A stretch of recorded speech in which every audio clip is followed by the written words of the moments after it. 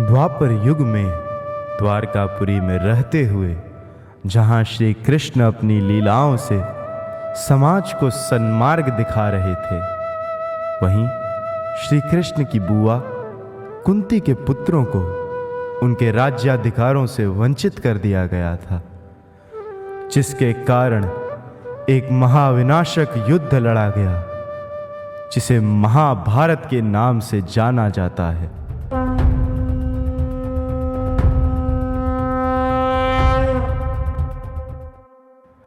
महाभारत वो अकथनीय, अकल्पनीय और अनूठी महागाथा है, जिसमें हर पात्र धर्म व अधर्म, कर्म व नियति, स्वार्थ व परमार्थ के द्वंद्व में उलझा है।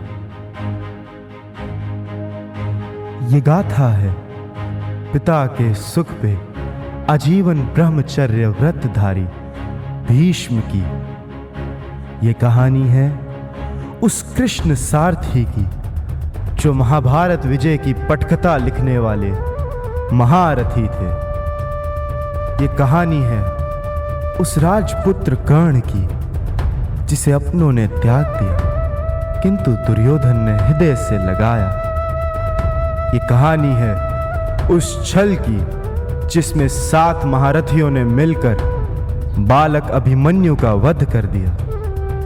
ये कहानी है उस मां की जिसने समाज के डर से अपने ही पुत्र का परित्याग कर दिया।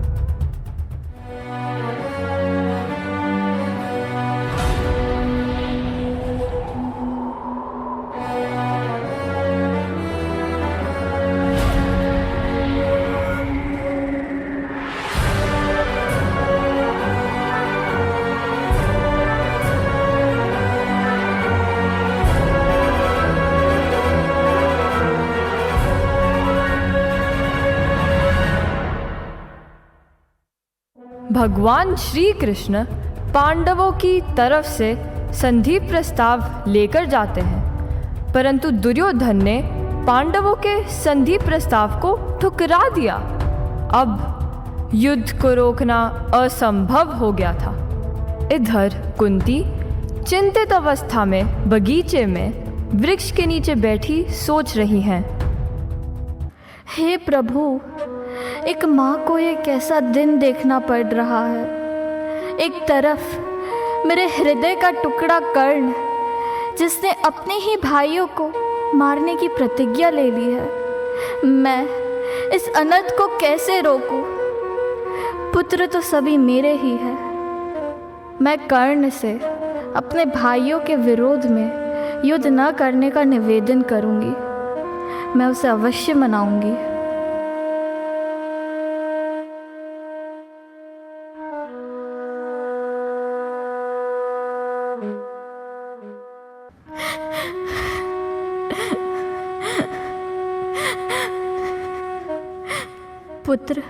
पुत्र कर्ण। देवी प्रणाम। किस लिए यहाँ आई हैं? मेरे निमित्त आदेश कौन लाई है? ये राधे आपकी क्या सेवा कर सकता है? राधा सो तू नहीं, तने मेरा है। जो युधिष्ठिर का है वंश, वही तेरा है। आप कुरुकुल की रानी है तथा अर्जुन की माँ है। आप मेरी माँ होती तो क्या अपने कलेजे के टुकड़े को मृत्यु के मुख में सौंप पाती? मेरी तो सच्ची माँ राधा है। अब राजकुल में प्रवेश पाने की मेरी कोई अभिलाषा नहीं। तुम्हारे मना करने से सत्य बदल नहीं जाएगा पुत्र। मैं चाहती हूँ कि इस महासंग्राम में तुम अपने भाइयों के साथ रहो। तुम मेरे ज्येष्ठ पुत्र हो। आपका आज इतना अनुराग दिखलाना स्वार्थ से घिरा सा लगता है। दुर्योधन का मेरे रोम रोम पर ऋण है। आसान ना होना उनसे कभी ऋण है। छल किया तो क्या जग में यश लूंगा? प्राण ही नहीं तो उसे और क्या दूंगा? मैं किसी भी कीमत पर पांडवों का साथ नहीं दे सकता। मैं अपने कर्म पर जीवन भर पश्चाताप करती रहूंगी। मैं विश्वास लेकर आई थी कि तू बड़ा दानी है। अपनी माँ के आंचल को खाली नहीं जाने देगा। तो दानवीर कर्ण है, तो इतना कठोर कैसे हो सकता है पुत्र? ये कठोरता नहीं है माते, ये मेरे हृदय की पीड़ा है। इस सूर्यपुत्र कर्ण को संसार सूर्यपुत्र कहकर अपमानित करता रहा और आप चुप बैठी रही, और आज अपना त्यागा हुआ पुत्र कैसे याद आ गया? जो कुछ मांगना है शीघ्र ही मांगिए। पल भर के लिए अपनी इस कड़वाहट को त्याग दो कर्ण, और यह अपना मस्तक मेरे गोदी में रख दो, ताकि मैं यह मस्तक सहला सकूं पुत्र। यह एक सूर्यपुत्र का मस्तक है राजमाता। मैं इसे आपकी गोद में रखकर आपकी इस पवित्र गोद को अशुद्ध नहीं करना चाहता। ऐसा ना कहो पुत्र, तुम ज्येष्ठ कौंतेय हो। यह जान लेने के पश्चात तुम्हारे अनुजों से युद्ध करना उचित नहीं है। मैं तुम्हें लेने आई हूं पुत्र। मातृश्री, सूर्यदेव व आपके अतिरिक्त ये कोई भी नहीं जानता कि आपके 6 पुत्र हैं। तो मैं आपको वचन देता हूं कि हे माता, युद्ध का परिणाम जो भी हो, आपके 5 पुत्र अवश्य रहेंगे। मेरा युद्ध अर्जुन से है। मेरा अमोघ अस्त्र केवल अर्जुन के लिए है। यदि मैं वीर गति को प्राप्त हुआ तो अर्जुन रहेगा, और अर्जुन वीर गति को प्राप्त हुआ तो मैं रहूंगा। माता, तेरे दूत को नहीं लगेगी आज। कर्ण रहे या अर्जुन रहे, पुत्र सदा ही 5।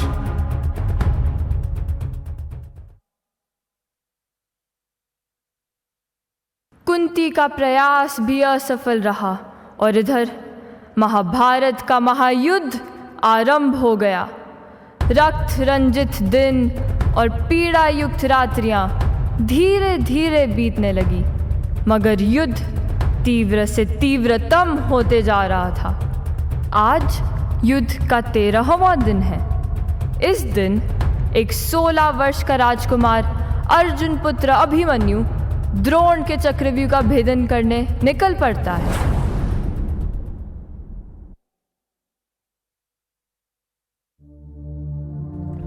बीत न पाया समय काल का गर्जन पड़ा सुनाई। भारत पर फिर घुमड़ विपद की घटा अतर्कित छाई। किसे ज्ञात था खेल खेल में यह विनाश छाएगा। भारत का दुर्भाग्य द्यूत पर चढ़ा हुआ आएगा।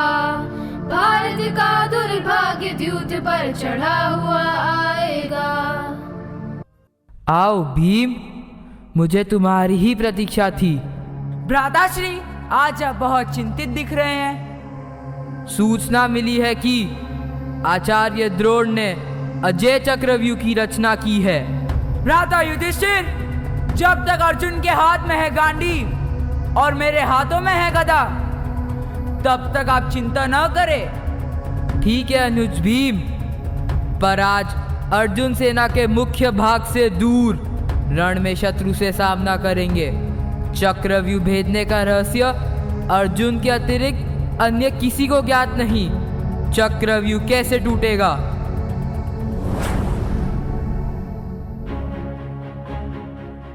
टूटेगा ताजश्री, चक्रव्यूह अवश्य टूटेगा। पार्थ नहीं तो क्या हुआ, पार्थ का पुत्र सेवा में है। आज्ञा दीजिए। पर अभिमन्यु, कहाँ तुम और कहाँ चक्रव्यूह? तुम्हारे पिता को छोड़ इस कुटिल व्यूह को तोड़ने में कोई समर्थ नहीं। ताजश्री, विश्वास तो कीजिए, मैं इस चक्रव्यूह के भेदन का रहस्य जानता हूँ। वत्स अभिमन्यु, तुम केवल व्यू को तोड़ देना, फिर मैं शत्रुओं का सर्वनाश कर दूंगा।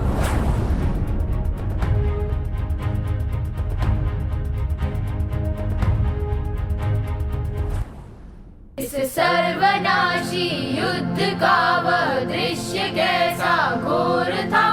उस ओर था यदि पुत्र तो लड़का पिता इस ओर था। संतान ही के रक्त में यह मातृभूमि सनी यहाँ। उस स्वर्ग की सी वाटिका की हाय राख बनी यहाँ। हाय राख बनी यहाँ। अभिमन्यु मन्यु अभिमन्यु मन्यु अभिमन्यु मन्यु अभिमन्यु मन्यु अभिमन्यु मन्यु अभिमन्यु मन्यु अभिमन्यु मन्यु अहमस्मि व्यूहस्य भेदा मन्यु अभिमन्यु मन्यु अयमस्मि युद्धे विजेता मन्यु अहमस्मि व्यूहस्य भेदा मन्यु अभिमन्यु मन्यु अयमस्मि युद्धे विजेता मन्यु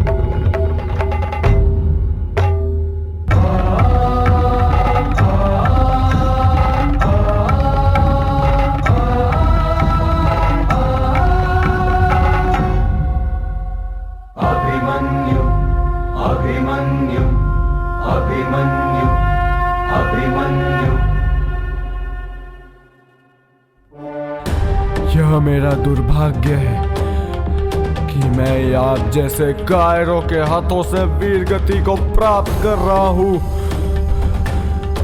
पिताश्री, सूर्यास्त उपरांत आकर पूछिएगा इस भूमि से कि आपका पुत्र इन कायरों से कैसे वीरों की भांति लड़ा। हे परशुराम शिष्य, क्या यही है आपकी रणनीति कि एक युद्ध से इतने सारे महारथी एक साथ युद्ध करें? हे मातुल वासुदेव, हे पिताश्री, आप मेरा अंतिम प्रणाम स्वीकार करें।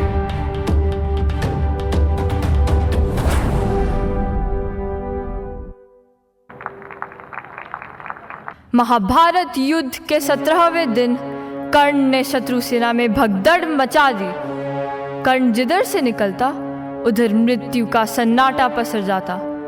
कर्ण भीम और युधिष्ठिर को बार बार हरा देता है, मगर कुंती को दिए वचन के कारण वह इन्हें नहीं मारता है। कर्ण के भयंकर योद्धा वेग को रोकने के लिए केशव ने अर्जुन का रथ कर्ण की ओर मोड़ दिया। कर्ण और अर्जुन के युद्ध के दौरान कर्ण के रथ का पहिया धरती में धंस जाता है। कर्ण रथ पर अपने अस्त्र शस्त्र को रखकर पहिया निकालने के लिए रथ से नीचे उतरता है और तभी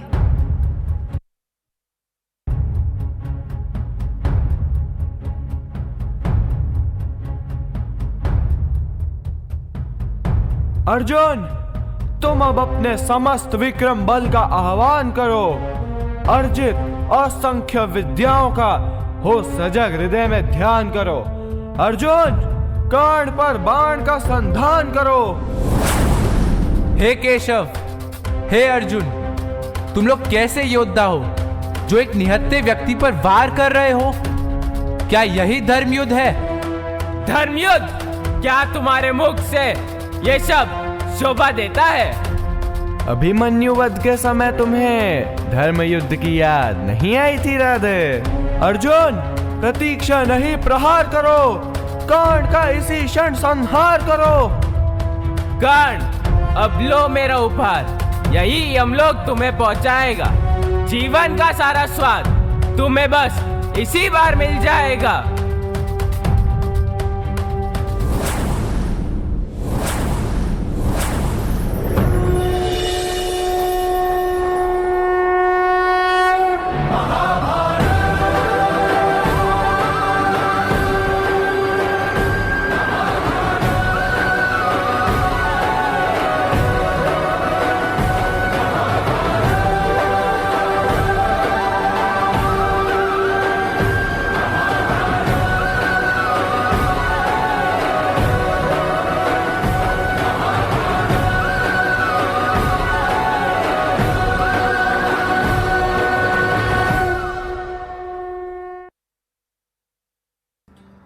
महाभारत युद्ध के समापन के बाद कई 100 वर्षों तक पांडवों के वंशजों का शासन चलता रहा।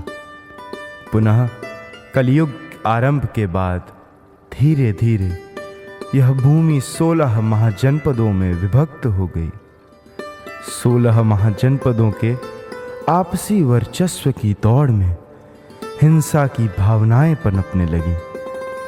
हिंसा के व्रण पर अहिंसा की औषधि का लेप करने के लिए आज से लगभग 2500 वर्ष पहले, अर्थात लगभग ईसा से 599 वर्ष पहले, बिहार के वैशाली में भगवान महावीर का जन्म हुआ था। भगवान महावीर जैन धर्म के 24वें तीर्थंकर हैं। उनका जन्म नारायण का नर शरीर धारण करना नहीं है, बल्कि नर का ही नारायण हो जाना है। उनका जन्म परमात्म शक्ति का आकाश से पृथ्वी पर अवतरण नहीं है। कारण परमात्मा स्वरूप का उत्तारण द्वारा कार्य परमात्मा स्वरूप होकर सिद्धालय में जाकर अवस्थित होना है। भगवान महावीर ने लगभग 12 वर्षों तक मौन तपस्या की। तत्पश्चात उन्हें केवल ज्ञान प्राप्त हुआ। उन्होंने दुनिया को सत्य और अहिंसा का पाठ पढ़ाया। तीर्थंकर महावीर स्वामी ने अहिंसा को सबसे उच्चतम नैतिक गुण बताया। उन्होंने दुनिया को जैन धर्म के पंचशील सिद्धांत बताए, जो हैं अहिंसा, सत्य, अपरिग्रह, अचौर्य और ब्रह्मचर्य। नमो अरिहंताणं, नमो सिद्धाणं, नमो आयर्याणं, नमो वज्झायाणं, नमो लोय सवसाहुणम्। महात्मा बुद्ध भगवान महावीर के समकालीन थे। उनका जन्म लगभग 563 ईसा पूर्व में हुआ। उन्होंने न केवल तात्कालिक विचारधारा को, बल्कि संपूर्ण जनमानस को एक नया मार्ग दिखाया। महितल के मनुजों के मन में मानवता का संदेश देने वाले सिद्धार्थ ने अहिंसार्थ अपना जीवन देकर अपने नाम को सार्थक सिद्ध कर दिया। वे सिद्धार्थ अपने शुद्ध उद्देश्यों की पूर्ति के लिए बुद्ध बन गए। इन्होंने अपने तप और त्याग से अनेकों राह से भटके लोगों को दानव से देव बना दिया। भारत गगन में उस समय फिर एक वह झंडा उड़ा, जिसके तले आनंद से आधा जगत आकर जुड़ा। वह बौद्ध कालिक सभ्यता है विश्व भर में छा रही। अब बीज से अवलोकने को भूमि खोजी जा रही। अब बीज से अवलोकने को भूमि खोजी जा रही।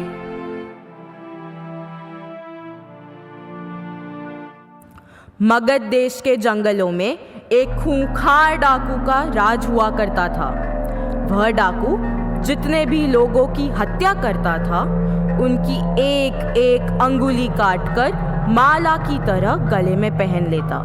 इसी वजह से डाकू को सभी अंगुली माल के नाम से जानते थे। मगध देश के आसपास के सभी गांवों में अंगुली माल का आतंक था। एक दिन उसी जंगल के पास के ही एक गांव में महात्मा बुद्ध पहुंचे।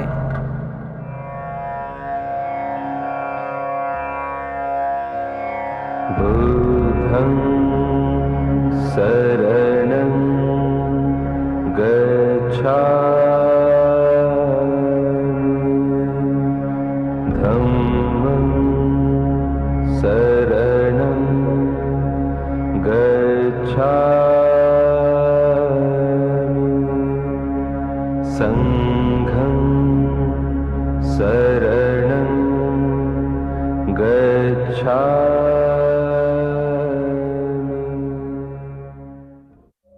मेरे प्रिय ग्रामवासियों, अब मेरे प्रस्थान का समय आ गया है। मगध के इस वन मार्ग से मैं आगे की यात्रा करूंगा। इस वन मार्ग से? नहीं नहीं महात्मा, आप इस घने जंगल से मत जाइए। शांत हो जाइए। आप सभी लोग इतने डरे से क्यों लग रहे हैं? महात्मन, इस जंगल में एक खूंखार डाकू रहता है जो निरपराध लोगों को मार देता है। इतना ही नहीं महात्मा जी, अब तक वो 99 लोगों को मार चुका है और उनकी उंगलियों को काटकर अपने गले में माला की तरह पहनकर घूमता है। इसी वजह से उस डाकू को सभी अंगुलीमाल के नाम से जानते हैं। उसके आतंक की वजह से अब हर कोई उस जंगल के पास से गुजरने से डरता है। डर किस बात की? मैं तो निर्भय हूँ। मैं आज ही उस मार्ग से जाऊंगा। वहाँ जाना बहुत ही खतरनाक हो सकता है। वह डाकू किसी को भी नहीं छोड़ता। आप इस घने जंगल से मत जाइए। तब तो मुझे उस अंगुलीमाल से अवश्य मिलना चाहिए।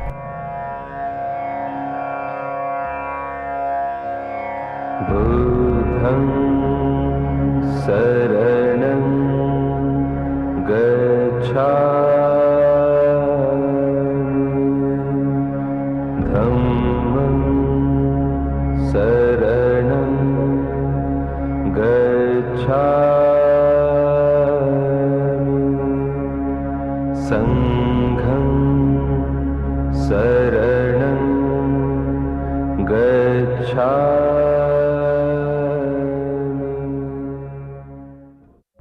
अरे, इस जंगल में लोग आने से पहले कई बार सोचते हैं, और यदि आ भी जाते हैं तो अकेले नहीं आते और डरे हुए होते हैं। ये महात्मा तो बिना किसी डर के अकेले ही जंगल में घूम रहा है। मैं अभी इसे खत्म करके इसकी उंगली काट लेता हूँ।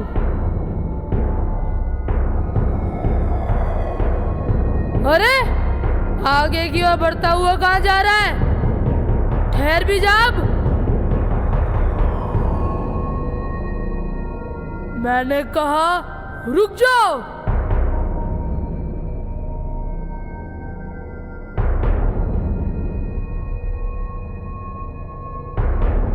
रुक जाओ, वरना मैं तुझे मार दूंगा और तुम्हारी उंगली काट कर मैं 100 लोगों को मारने की अपनी प्रतिज्ञा पूरी कर लूंगा।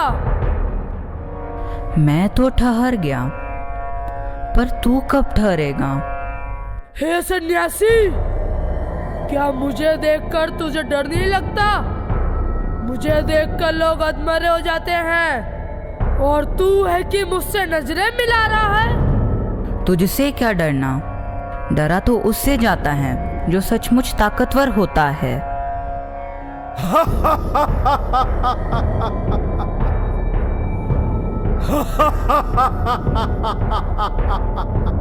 हे साधु, तुम समझते हो कि मैं ताकतवर नहीं हूँ? लगता है तुम्हें मेरी ताकत का अंदाजा नहीं है। मैं लोगों को एक बार में ही काट देता हूँ और उनकी उंगलियों को अपनी माला में जोड़ देता हूँ। यह उंगलियों की माला तुझे दिख नहीं रही क्या?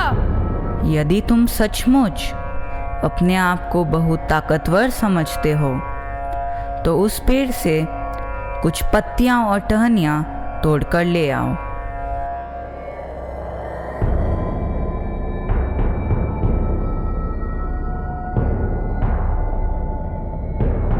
देख मेरी ताकत का प्रदर्शन।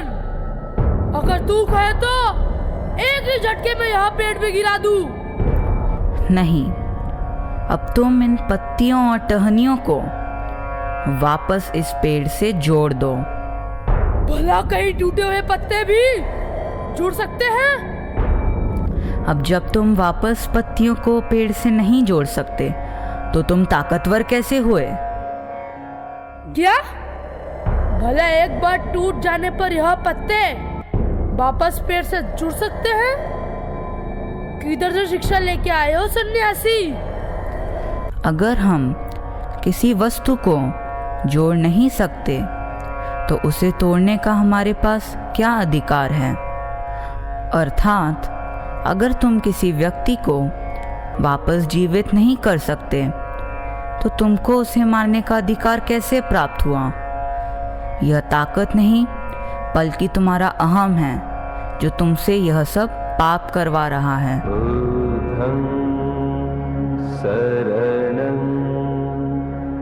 हे महात्मा, मुझे क्षमा कर दीजिए, मैं भटक गया था। आप मुझे अपनी शरण में ले लीजिए। आओ, अपने मन में प्रज्वलित हो रही हिंसा की अग्नि को अहिंसा रूपी जल से बुझा दो। तप करो, अपने उद्धार के लिए स्वयं दीप बनो। आप दीपो भव। आज से तुम मेरे शिष्य हो।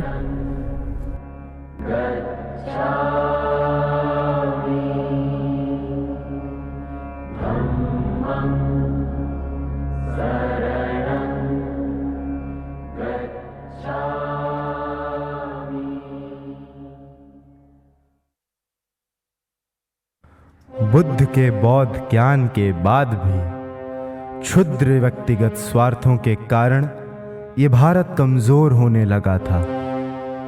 तत्कालीन नंद वंश का शासक घनानंद प्रजापालन छोड़कर विलासिता में खो गया था और विराट साम्राज्यों व महान सम्राटों वाली ये धरती जर्जर होकर बिखरने लगी थी।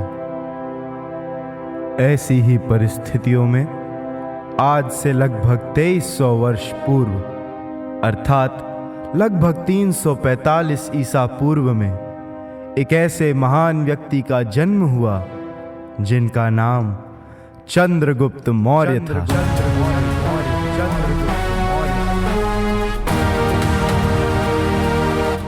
जिन्होंने अपने गुरु और अर्थशास्त्र के जनक चाणक्य के अखंड भारत के स्वप्न को साकार किया। उन्होंने हिमालय से लेकर कन्याकुमारी तक, गांधार से लेकर असम तक एक अखंड भारत की स्थापना की। सिकंदर के विश्व विजय की अधूरी यात्रा को पूरी करने के लिए उनके सेनापति सेल्यूकस ने भारत पर आक्रमण किया, जहां उनका सामना मगध सम्राट चंद्रगुप्त से होता है।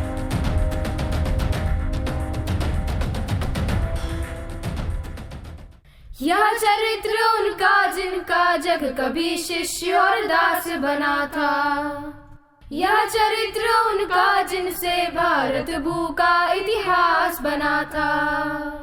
कहते हैं पाकर चंद्रगुप्त को मगध सिंधुपति सा लहराया, राह रोकने को पश्चिम से सेल्यूकस सीमा पर आया।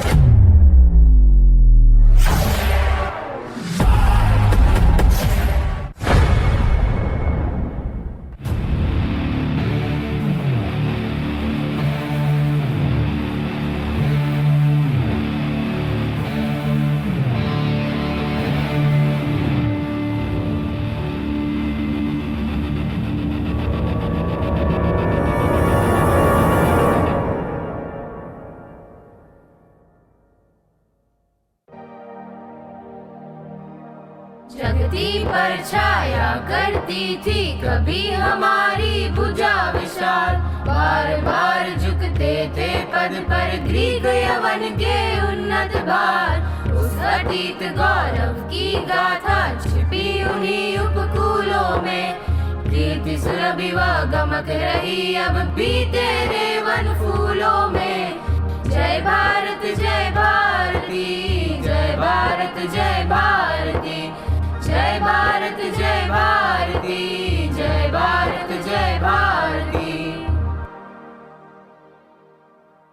चंद्रगुप्त और सेल्यूकस के इस महायुद्ध में चंद्रगुप्त की विजय होती है।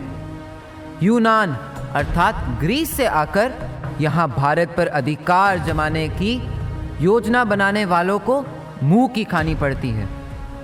सेल्यूकस ने सोचा था कि आसानी से भारत पर अपना कब्जा जमा लेगा, मगर उसे पता नहीं था कि इस समय भारत की धरा पर एक महान कूटनीतिज्ञ चाणक्य और एक महान योद्धा चंद्रगुप्त का शासन है।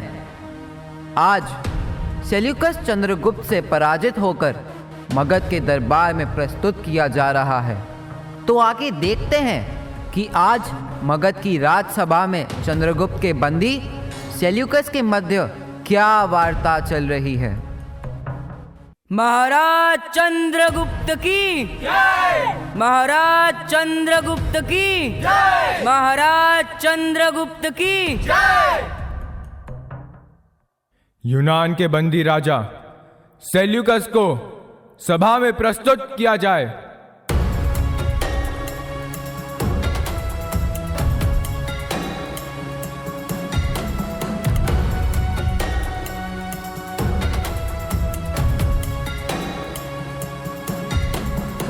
सावधान, महाराज आपको संबोधित करना चाहते हैं। मगधराज के सभासदों, पाटलिपुत्र के वीरों, मगध नहीं चाहता किसी को अपना दास बनाना। मैं कहता हूं, मनुज मात्र को है मिलकर राह बनाना। उठी नहीं तलवार मगध की किसी लोभ लालच से, और न हम प्रतिशोध भाव से प्रेरित हुए कभी भी। छिन्न भिन्न है देश, शक्ति भारत की बिखर गई है। हम तो केवल चाह रहे हैं उसको एक बनाना, किंतु भारत की ओर कुदृष्टि डालने वाली हर दृष्टि को इस सृष्टि से ही मिटा दिया जाएगा। महाराज ने कही ना अपने मन की ही बातें। यही भाव है मगध देश के धर्मशील जन जन में। हम चाहते हैं संधि, पर विग्रह कोई खड़ा करे तो उत्तर देगा उसे मगध का महाखड़क बलशाली। अनाहुत हमसे लड़ने क्यों सेल्यूकस चढ़ाया? मदोन्मत्त यूनान जानता था ना भारत के बल को। हम कृतज्ञ है, सेल्यूकस ने अवसर हमें दिया है। आज खड़ा है वह विपन्न आहत सा मगध सभा में।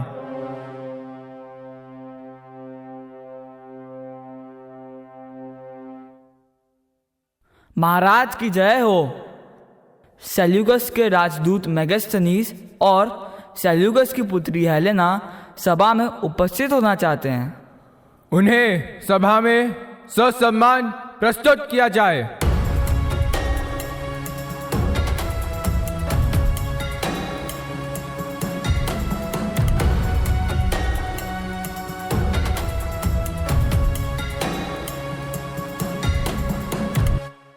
हमारा शत्रु आज बंदी बना हमारे सामने खड़ा है। आप सभी बताएं, इसके साथ कैसा व्यवहार किया जाए? सेल्यूकस के साथ कैसा बर्ताव करें हम, इसका उचित निदान बताए गुरु चाणक्य स्वयं। यूनान के सम्राट का आर्यवर्त के मगध साम्राज्य में स्वागत है। आपके सामने मैं महज एक बंदी हूं, सम्राट नहीं। क्या बंदियों को और अतिथियों को इसी तरह आपका देश लज्जित करता है? शक्ति के मद में होकर चूर विजय को निकला था यूनान। एक ही टकराव में हो गई तुम्हें भारत की पहचान। हे सेल्यूकस, तुम्हें मित्रता चाहिए या अमर्ष? खड़ा है लेकर दोनों भेंट ग्रीस के सम्मुख भारतवर्ष। बोलो सेल्यूकस, तुम्हें क्या चाहिए, मित्रता या शत्रुता? सामने नहीं मंच पर आज खड़ा है विजयी भारत वीर, और है मिट्टी पर यूनान पराजय की पहने जंजीर। एक पराजित राजा क्या कर सकता है? मैं तो बस यही कहूंगा कि आप एक सच्चे वीर हैं, और एक सच्चा वीर एक वीर के साथ जैसा व्यवहार करता है वैसा ही व्यवहार आप मेरे साथ करें। महाराज सिकंदर ने जैसा व्यवहार राजा पोरस के साथ किया था वैसा ही व्यवहार आप करें। वीरता का सच्चा बंधुत्व झूठ है हार जीत का भेद, वीर को नहीं विजय का गर्व, वीर को नहीं हार का खेद। सेल्यूकस, यदि तुम भारत से मित्रता चाहते हो तो आगे बढ़ो, चंद्रगुप्त के साथ संधि करो।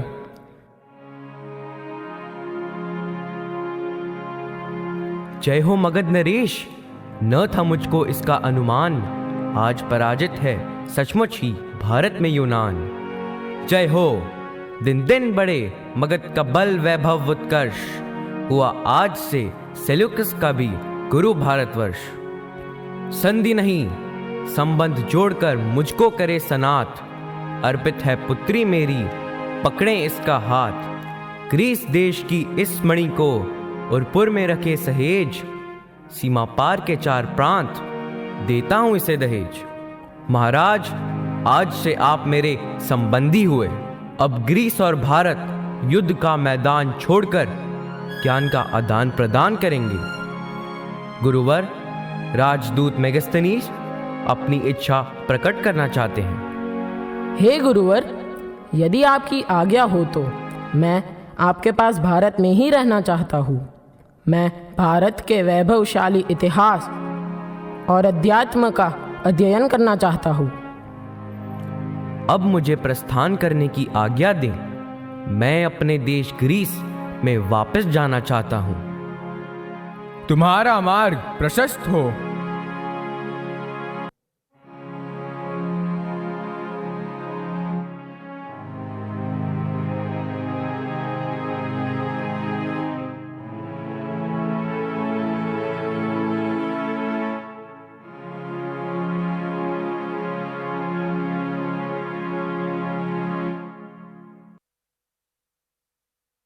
मौर्य वंश के शासन के बाद गुप्त वंश का शासन आरंभ हुआ।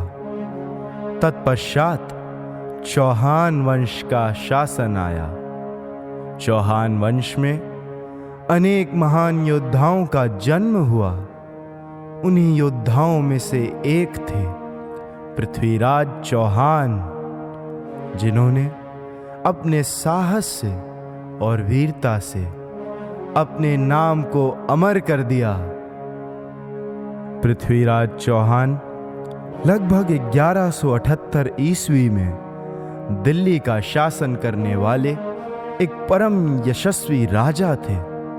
मुहम्मद गोरी को उन्होंने अनेकों बार पराजित करके अभयदान दिया, मगर तराइन के द्वितीय युद्ध में मुहम्मद गोरी की जीत हुई, जिसके बाद उन्हें कैद करके अफगानिस्तान ले जाया गया। नेत्रविहीन कर दिए जाने पर भी अपने मित्र चंद्रवरदाई की मदद से उन्होंने अपने शब्द भेदी बाण विद्या का प्रयोग करके मुहम्मद गोरी को मृत्यु के घाट उतार दिया। ये भूमि उनके साहस के सुवास से अद्य पर्यंत सुवासित हो रही है। 1149 में जन्मा शिशु शुभ काम, सूरवीरता से भरा पृथ्वी राज था नाम।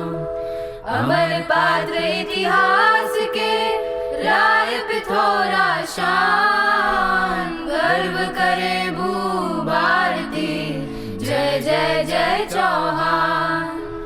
जय जय राजा वीरा राजा, जय हो वीर चौहान। जय जय राजा वीरा राजा, जय हो वीर चौहान।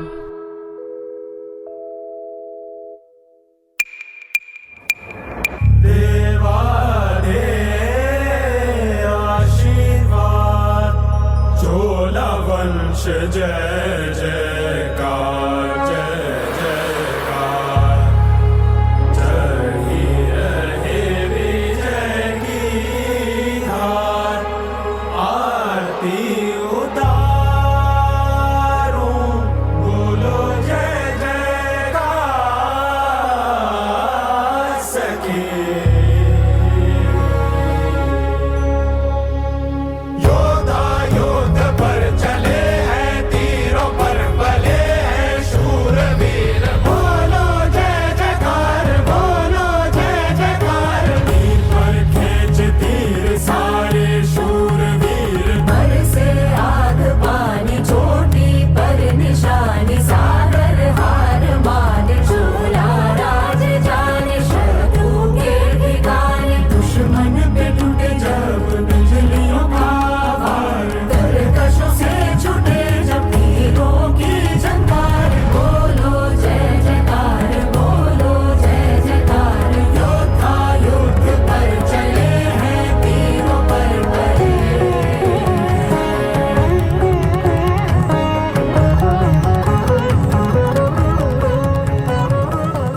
उम्र कम होने के कारण लोग राजा पृथ्वीराज चौहान को सिंहासन के योग्य नहीं समझ रहे थे, लेकिन उनकी शब्द भेद बाण की तैयारी भी काफ़ी पक्की हो गई थी और उनकी बहादुरी की वजह से उनको दिल्ली के सिंहासन का उत्तराधिकारी घोषित किया गया।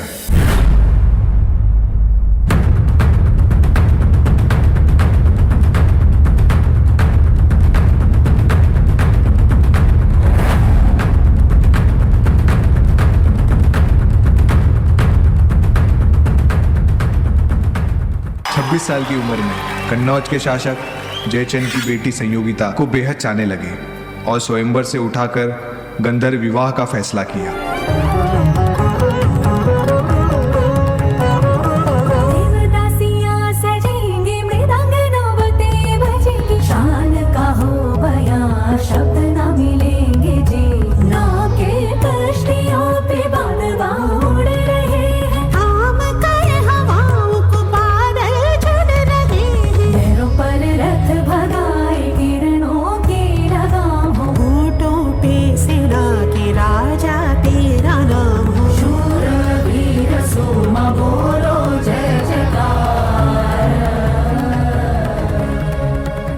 सन 1191 में सुल्तान मोहम्मद शाह-उद-दीन गोरी की नज़र दिल्ली पर पड़ी और लगातार 17 बार हमला करने के बाद भी राजा पृथ्वीराज चौहान ने मोहम्मद गोरी को माफ़ किया, लेकिन 18वीं बार कुछ और ही घटना घटी।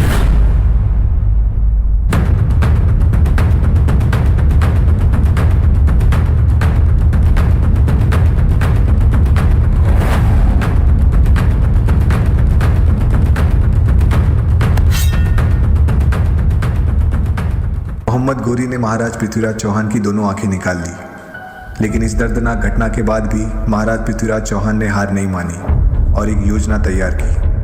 उन्होंने अपनी शब्द भेद बाण चलाने की कला को प्रदर्शित करने की आखिरी इच्छा मांगी, जिससे वो दूर बैठे मोहम्मद गोरी की आवाज़ सुन सके और उन पर अपना बाण चला सके।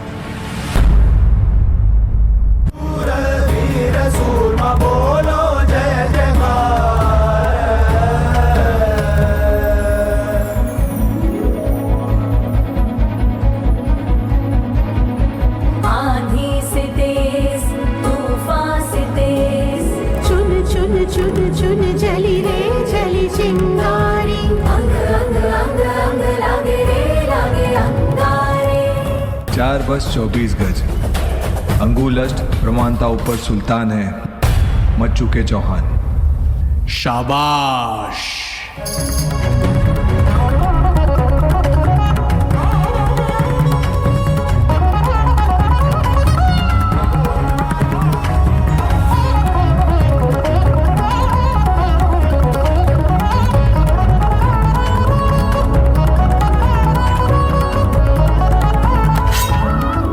राजा पृथ्वीराज चौहान सिर्फ एक बहादुर राजा ही नहीं, बल्कि एक सच्चे मित्र और सच्चे पति होने की भी मिसाल कायम की।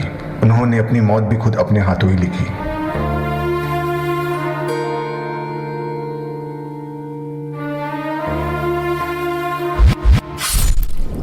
जिसका सदमा उनकी पत्नी संयोगिता सह नहीं पाई और अपने प्राण त्याग दिए।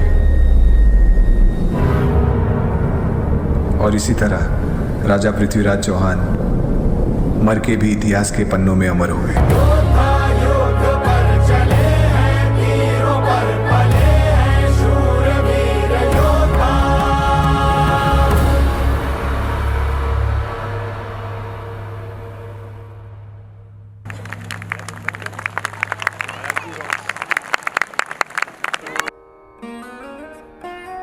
एक तरफ जहां महाराज पृथ्वीराज चौहान के दरबारी कवि, उनके नवरत्नों में से एक चंद्रवरदाई ने अंतिम सांस तक अपने राजा का साथ दिया, वहीं 15वीं शताब्दी के अंत में दिल्ली से दूर विजयनगर के राजा श्री कृष्ण देव राय के अष्टदिग्गजों में से एक दरबारी कवि तेनाली रामा को कौन नहीं जानता। महाराज कृष्णदेव राय के सलाहकार तेनाली रामा अपनी चतुर बुद्धि और हास्य के लिए आज भी प्रसिद्ध हैं। वे अपनी चतुराई से राज दरबार की अनेक समस्याओं का हल तो करते ही थे, मगर अपने पारिवारिक जीवन की समस्याओं का भी बखूबी हल कर देते थे। महाराज कृष्णदेव राय दरबार में पधार रहे हैं। महाराज कृष्णदेव राय की जय हो। महाराज कृष्णदेव राय की जय हो। महाराज कृष्णदेव राय की जय हो।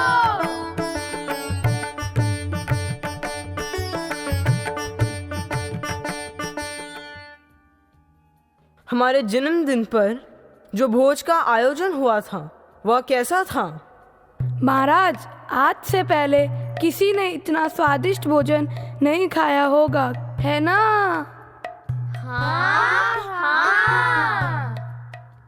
वाह वाह, भोज की जितनी तारीफ की जाए कम होगी। महाराज महाराज, मैं तो कहता हूँ कि आप यह भोज हर महीना रखा करे। अरे सेठ जी, ज्यादा मत खाया करो, तुम्हारा पेट है कि गोपी तालाब है। महाराज, मलाईदार बैंगन की तरकारी खाकर तो लोग उंगलियां चाट रहे थे। तब तो खेत में बैंगन उगाने वाले रमणीक भाई और भोजन बनाने वाले कांतिलाल रसोइया को विशेष पुरस्कार देना होगा। वैसे उस स्वादिष्ट बैंगन के केवल कुछ ही पौधे बचे हैं।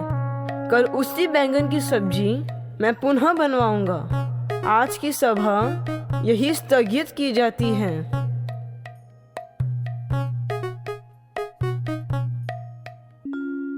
श्री कृष्ण गोविंद हरे मुरारी, हे नाथ नारायण वासुदेवा। श्री कृष्ण गोविंद हरे मुरारी, हे नाथ ना। अरे स्वामी, आप आ गए? हाँ देवी। मलाईदार बैंगन की तरकारी बहुत स्वादिष्ट थी।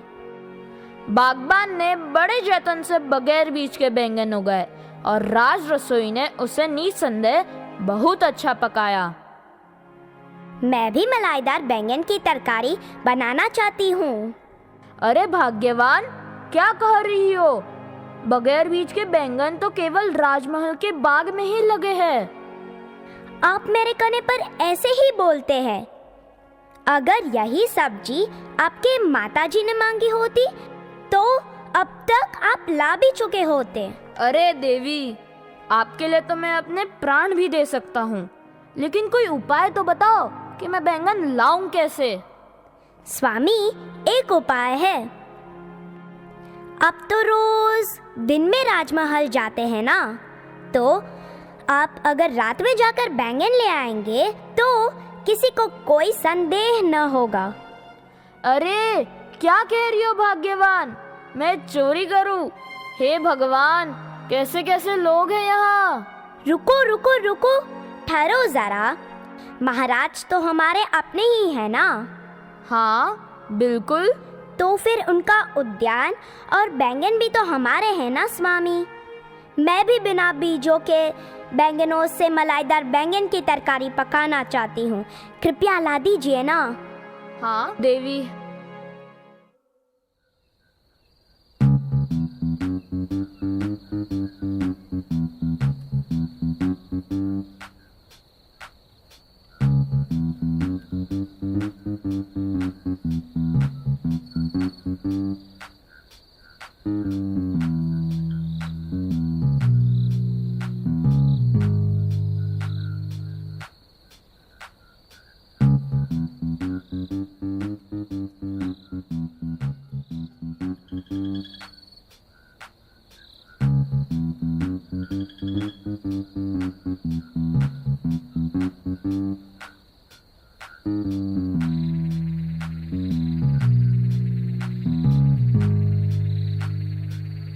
ये लो देवी, तुम्हारे बैंगन। अब देखो, मैं स्वादिष्ट तरकारी बनाती हूँ।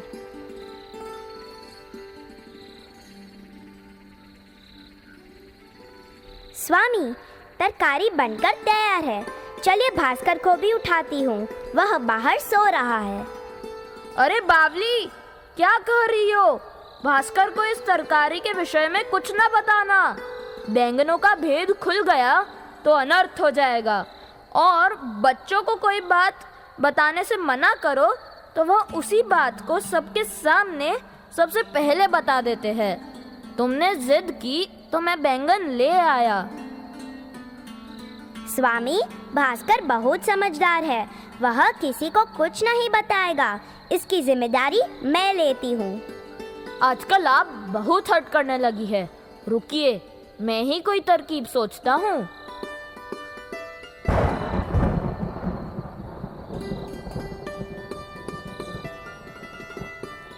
भास्कर, उठो पुत्र, जोरों की वर्षा हो रही है और आसमान बिजली की कड़कड़ाहट से कांप रहा है। चलो भीतर चलो, तुम्हारी माँ ने स्वादिष्ट तरकारी बनाई है। चलो भोजन करते हैं। माँ, कितना स्वादिष्ट भोजन बनाया है आपने। बहुत बढ़िया और बहुत स्वादिष्ट तरकारी बनी है। महाराज, महाराज, किसी ने राज उद्यान से बैंगन चुरा लिए हैं। क्या? सिपाहियों को बुलाया जाए।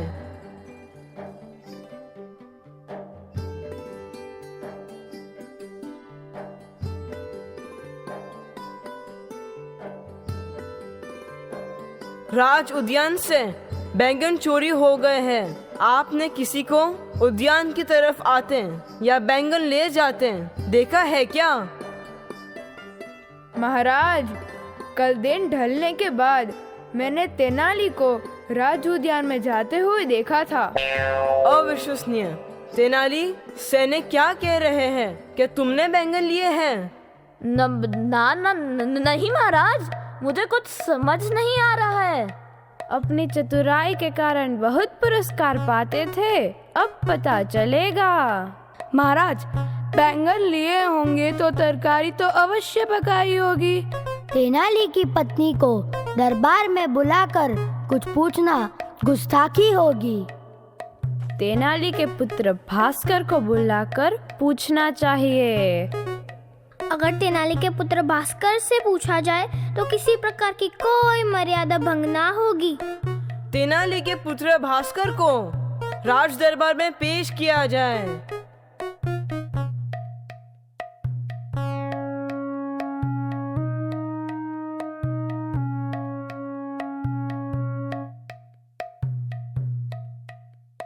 प्रणाम महाराज। आयुष्मान भव भास्कर। कल रात तुमने क्या खाया था? कल रात जब जोरों की वर्षा हो रही थी और आसमान बिजली की कड़कड़ाहट से कांप रहा था, मेरे सारे कपड़े भीग गए और तब मैंने बैंगन की स्वादिष्ट तरकारी खाई थी। देखा, देखा महाराज। महाराज, बच्चे कभी झूठ नहीं बोलते। मगर कल रात तो कोई बिजली कड़की नहीं, ना ही वर्षा हुई।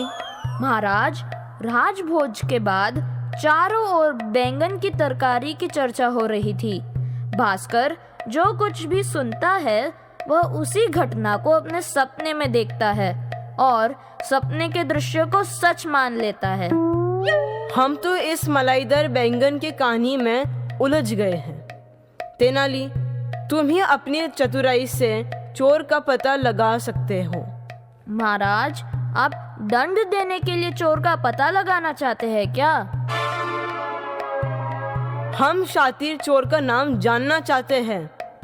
महाराज, अगर आप मुझे वचन दे कि आप चोर को क्षमा कर देंगे तो मैं आपको चोर का नाम अवश्य बताऊंगा। हाँ, हम चोर को क्षमा करने का वचन देते हैं। महाराज, मुझे पूर्वाभास हो गया था कि बात आप तक जरूर पहुंचेगी। इस कारण पानी छिड़ककर मैंने ही भास्कर को जगाया था। महाराज, मैं क्षमा का याचक हूँ। बैंगनों की चोरी मैंने ही की थी। महाराज, मैं एक दरबारी हूँ, इसलिए राज धर्म निभाना मेरा कर्तव्य है। मगर पत्नी धर्म तो हर विवाहित पुरुष को निभाना ही पड़ता है। तेनाली, तुम तो बड़े चालाक निकले। राजधर्म के साथ साथ पत्नी धर्म को भी खूब निभाया है। तेनाली को पुरस्कार में स्वर्ण मुद्राएं नहीं, बिना बीजों के बैंगन की टोकरी भरकर दी जाए। धन्यवाद महाराज।